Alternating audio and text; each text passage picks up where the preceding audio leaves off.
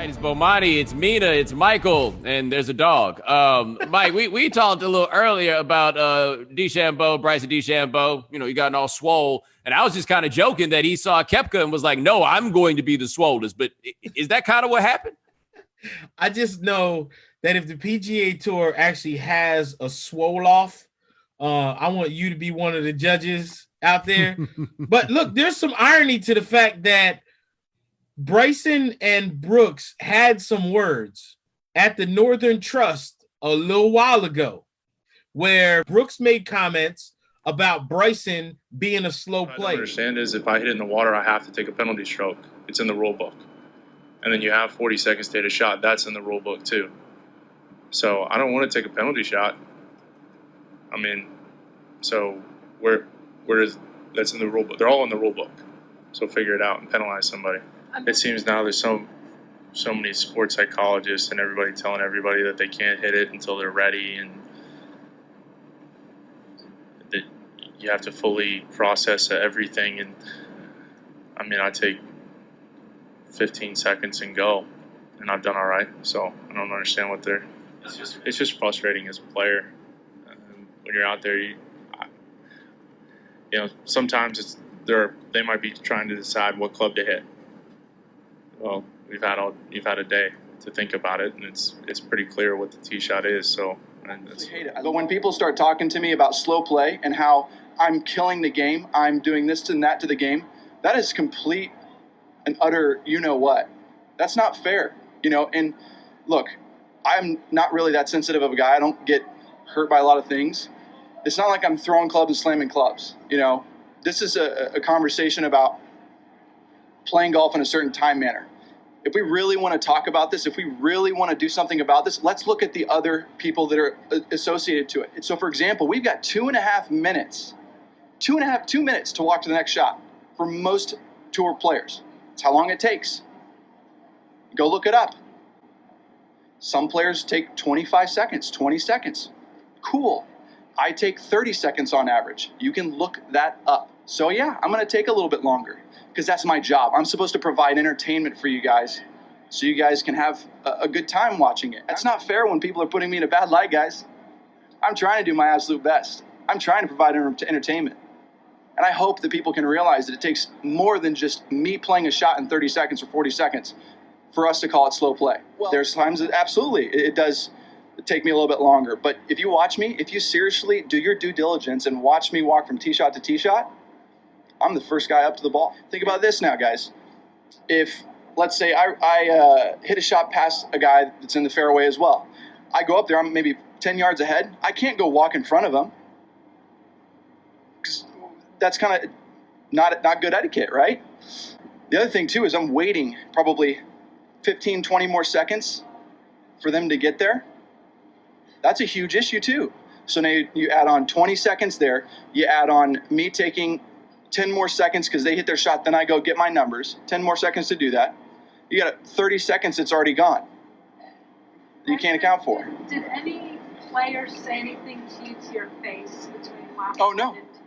Nope, not one. So how do you read that if there are players saying things? People say things behind people's back all the time, you know. And then Bryson walked up onto the tee, on the practice tee, and Brooks's caddy was there, but Brooks wasn't around. So Bryson went over to Brooks' caddy and said, "Hey, man, you tell your player if he got something to say, he should say it to my face." And he walked away, probably thinking that was the end. See, Brooks don't roll like that. So, of course, when Brooks rolled out, his caddy was just, "Yo, you ain't going to believe this."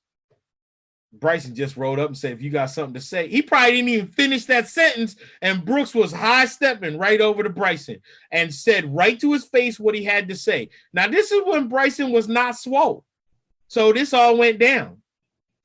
Next thing you know, that winter, we get to the Hero World Challenge, and Bryson now is a little jacked up and has put on 20, 30 more pounds since then.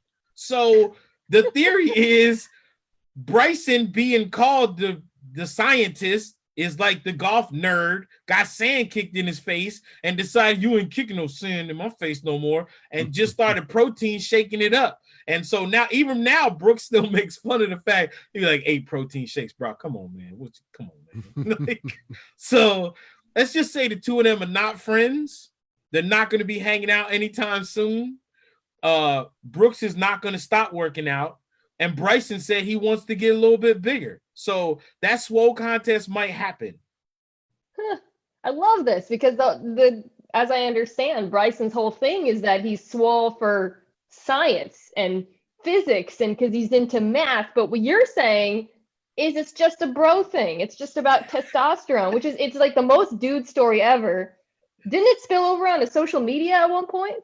Oh, yeah. Brooks is not afraid to throw some stuff out there. And he also got caught at a tournament. He didn't know he was on camera, and I asked him about this too. Bryson was asking for a sketchy free drop because, fire ants are considered a dangerous animal. So Bryson at one tournament was like, is that an ant right there? Do I get it? He was saying it was, but never mind. And then Brooks. 7 on the par 5 third. He bounces back with a couple of birdies. He seems to think he's going to get a drop. I mean, he's looking like, where am I going to drop this thing? I shouldn't try to get in Bryson's head. I'd get lost in there.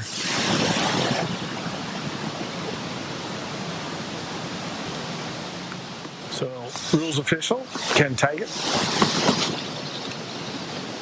By the way, this is, I would. Hey, so I know there's burrowing animal stuff here, especially ants. I see a red ant right here.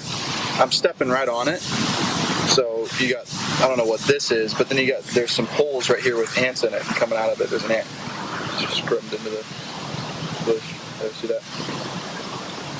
So right here. Yeah, I'd like to see it. Yeah, I'm going to drop this on it. Usually the test for fire ants. I see them going around. Let's just see what happens.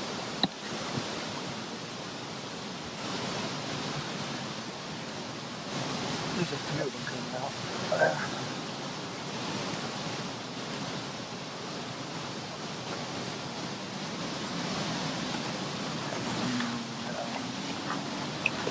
That's what I was thinking.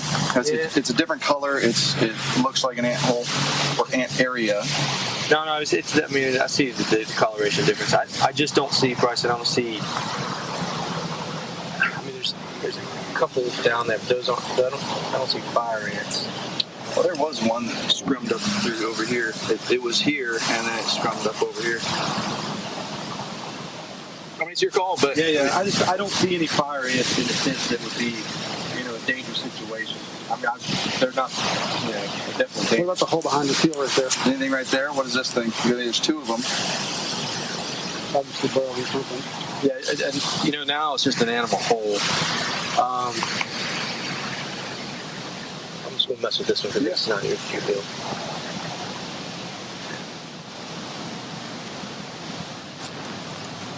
I don't see anything that would say identified as what it is, or know that it's an animal hole in that situation. I mean, okay, all right. I guess. That's not a burrowing animal hole? It is or isn't, right? Yeah, I mean, it is or isn't. That's what she. Yeah, so there's a red ant coming out of it, right there. But a couple of them. I get the situation. Yeah, for sure. But what's the ruling? Well, it's either a hole or it's not. I mean, an animal. Is that a hole? An animal hole or not? So, it's definitely a hole. I mean, is it an animal hole? I don't see it as that. Well, how big does it have to be to constitute an animal hole? No, I mean, you have different sizes for, it doesn't have to be, I mean, to me, it's a burrowing animal hole. I mean, I know, I get the situation. If the situation didn't exist, it'd be a burrowing animal hole. In my opinion. Okay. What do you think? You need to pour. Yeah. Take your stance, Bryson, real quick. I mean, it doesn't interfere with your stance, regardless, anyway. But it's not an animal hole. Okay. Thank you very much. Thank you. Appreciate it. Thanks, Wolf. Okay. 29 total. I'm gonna just try and play. Yeah, is that a root? There's a root there too. Yeah, I'm gonna be very careful. Okay. I gotta get a little steep on it. Just kind of punch. What are we trying to do? That's sort of right. Correct. That's right. Yeah. Okay. All right.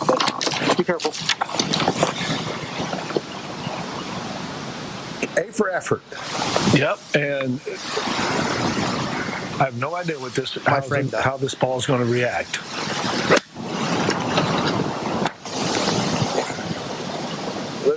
the exact opposite way I think it's going to go. Yeah, that one's going to be tougher than even John Rahm's shot. I mean, another week, another Bryson ruling up in the air. And then Brooks was in the rough one time and told his caddy, "Oh, hold up, there's an ant." And his caddy was like, "What?" And he goes, "I'm just kidding." And he didn't even know he was on camera. He was just doing it to make fun of Bryson just by himself. Like, he's just like that. So Brooks is not afraid to throw the needle on social media. But I will say this, Bryson actually, he really is a scientist. He's really trying to do this scientific method of doing it. But like I said, underneath all of that, when the nerd gets sand kicked on their face at the beach, they might start going to the gym just a little bit. Like, you know what I'm saying? So, and look, if you think basketball fights are horrible and not, it's just a lot of flailing. Look, I would say when basketball players fight, it looked like praying mantises, just everything flailing all over the place. If you thought their fights were bad, can you imagine a golfer's really trying to throw down? It would look like the 1902. They were just, wow, they're kind of, hey. Put him up. Hold me back. Yeah, that'd be the caddy. Be like, hey, how come you're not jumping in here? Hey.